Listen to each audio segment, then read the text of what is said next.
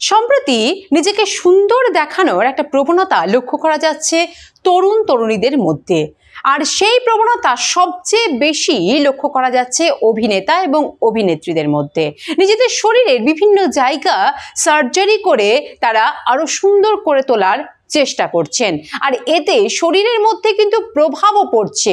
সবকিছু জেনেও কোন রকম ভ্রুক্ষেপ না করেই কিন্তু সার্জারি করছেন, কখনো কসমেটিক সার্জারি করছেন, কখনো বা এমনি বিভিন্ন রকম সার্জারি করছেন। কিন্তু এতে শরীরের মধ্যে প্রভাব যে পড়ে সে বিষয়ে ডাক্তাররা বা চিকিৎসকেরা বারবার তাদেরকে সতর্ক করছেন, সে বিষয়ে কোনো রকম তারা ভ্রুক্ষেপ করছেন না। একটি ঘটনা এই সার্জারির ফলে ঘটেছে, আর সেই ঘটনা যে অত্যন্ত প্যাথেটিক সেটাও বলা যেতে পারে।